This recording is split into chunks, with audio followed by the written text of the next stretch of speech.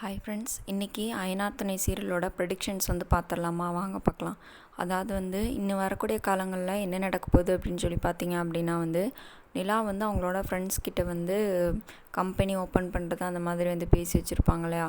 நிலா தற்போதைக்கு காசு இல்லை அப்படின்றதுக்காக வேண்டி என்ன பண்ணுவாங்கன்னா வரல அப்படின்னு சொல்கிற மாதிரி சொல்லிடுறாங்க.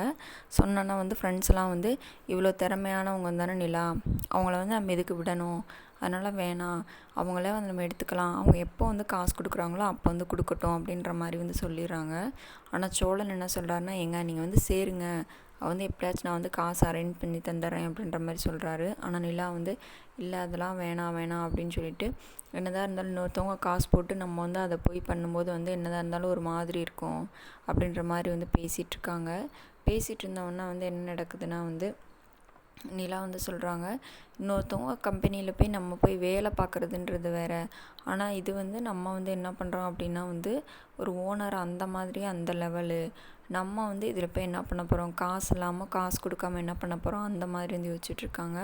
ஆனால் சோழன் அதுக்கடுத்து வீட்டில் இருக்க எல்லாருமே என்ன பண்ணுறாங்கன்னா யோசிக்கிறாங்க. சரி நம்ம நிலாவுக்கு காசு கொடுக்கலாம் அப்படின்னு சொல்லிட்டு, அதான் அந்த பத்திரம் அந்த மாதிரிலாம் வச்சுருந்தாங்க இல்லையா. அதுமாதிரி வச்சுருந்தாலுமே என்ன நடக்குதுன்னா அப்போதைக்கு காசு கிடைக்கல. ஆனால் நிலாவோட ஃப்ரெண்டு ரொம்ப நல்லவங்க. அந்த திவ்யான்றவங்க என்ன பண்ணுறாங்கன்னா, நிலா நீ சேர்ந்துட்டு உன்னால் எப்போ முடியுதோ அப்போ கூட, இல்லைன்னா சேலரிலேருந்து கூட கழிச்சிக்கலாம், இல்லைனா ப்ராஃபிட்லேருந்து கூட கழிச்சிக்கலாம் அந்த மாதிரி சொல்கிறாங்க. சரி அப்படின்னு சொல்லிட்டு, நிலாவும் நம்ம இப்போ வேலை இல்லாமல் தானே இருக்கோம், சரி நம்ம போகலாம் அப்படின்ற மாதிரி சரி அப்படின்ட்டு செஞ்சிடறாங்க. அதுக்கப்புறம் என்ன நடக்குதுன்னா அந்த ரூம்க்கெல்லாம் போயிட்டு, அதாவது புதுசாக பிடிச்சிருக்க அந்த ஆஃபீஸ்க்கெல்லாம் போயிட்டு பால்லாம் காய்ச்சிட்ருக்காங்க. நம்ம நிலா நம்ம சோழனையும் கையோடு கூட்டிகிட்டு போகிறாங்க. போயிட்டு எல்லோரும் பேசிகிட்ருக்காங்க. பால்லாம் காய்ச்சிட்டாங்க. அங்கே இருக்கவங்க ஒருத்தவங்களை இன்வைட் பண்ணியிருக்கவங்க, அவங்க என்ன சொல்கிறாங்கன்னா நீங்கள்லாம் 5-5 லட்சம் போட்டிருக்கீங்க, நீங்களாம் பார்ட்னர்.